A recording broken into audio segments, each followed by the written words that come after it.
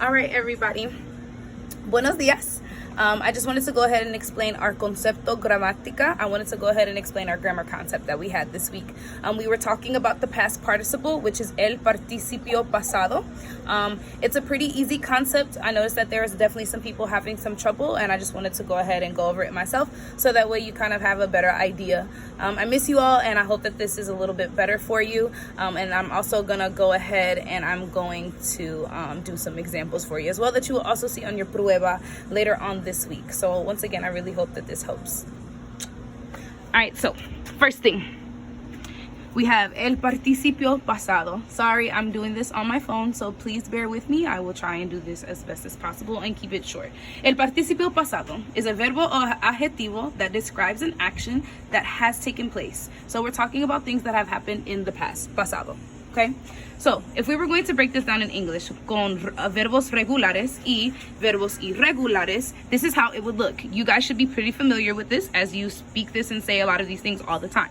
So we see here that walk in the past tense we know would turn into walked. Talk would turn into talked. And open would turn into opened. If you notice in all of these, all you have to do is add an ed to the end, and that's what makes it regular. See? Okay. So now, irregular, pero en español. So, verbos irregulares. We know teach cambia a taught, porque you cannot just add the letters de, right? There's no such thing as teached. Sit cambia a sat. Choose cambia a chose. Once again, you can't just add de, los términos, the endings. These endings, you just cannot go ahead and add to these irregular verbs. These irregular verbs do not follow las reglas. They do not follow the rules. Okay? So when we do this in Spanish, I need you to keep the same idea. Verbos regulares follow the rules. Verbos irregulares, no. Okay? So in order to make a participio en español, AR verbs cambia a, de, o. ER verbs cambia a, I, de, o. Okay? So your AR verbs are going to change to ADO. Your ER and IR verbs are you're going to change them to IDO. So I went ahead and did the examples for you here. So just in case you did or didn't see them, you're going to go ahead and you're going to cross off alcanzala, right? Go ahead and cross off AR, ER, and IR in all of your verbs. That's what's going to make this easier. Then go ahead and follow the rules. And as long as these verbs are regular, which they are, then you should be good to go. So hablar will now turn into hablado. Beber will now turn into bebido. Preferir will now turn into preferido. See? So I hope that's a little bit better for you all, okay? So now we're going to go ahead and go over some examples. What we also have to realize that I also mentioned in the notes is that your participio pasados has to agree in gender and in number. So we're going to keep that in mind when we go over to these next ejemplos. And this is something that you should also always keep in mind when we're going over ejemplos. So it says, la cantante de ópera está muy maquillada. Okay. Let's go over some things that we do know. Ópera. Ópera es un cognado. See? This means opera. We see that. Muy, we know, means very. Maquillar, we've maybe never heard before. And la cantante is not familiar. Okay? So, pero la cantante de ópera. So, something of opera is very something. Maquillar means to put on makeup or to have makeup on. La cantante is a singer. Okay? So, let's go ahead and follow the rules. Maquillar, I go ahead and I cancel la AR, see?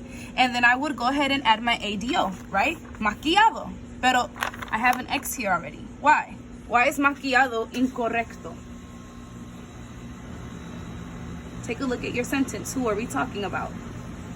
We're talking about la cantante, see? And la cantante is femenina, see? So that means that you should have put maquillada, okay?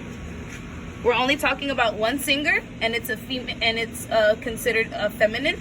So one singer, feminine, maquillada. See? Okay, so now let's do the next one together. I'll let you read it. En la pizarra hay verbos escribir en español. So One thing I forgot to mention in our first one is that every single time that you guys are going over sentences, you should always be looking at the list that is available in your notes, that is also available on Focus. In your notes, there's a box that shows you exactly all of the irregular verbs. Remember, irregular verbs do not follow the rules, okay?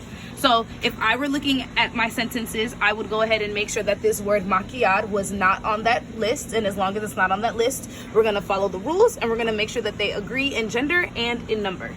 Okay. So the second one, our verbo here is escribir. If you have your list next to you, if you look at your list, you would notice that escribir es un verbo irregular.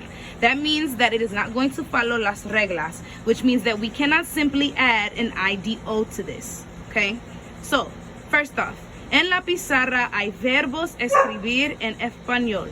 So, escribir is a verbo irregular. En español, escribir cambia a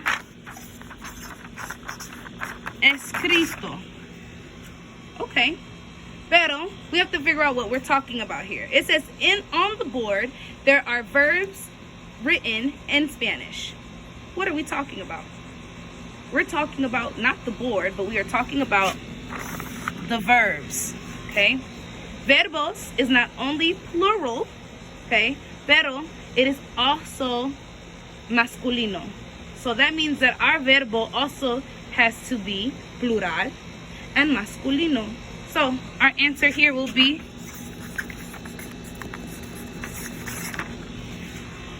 escritos. En la pizarra hay verbos escritos en español.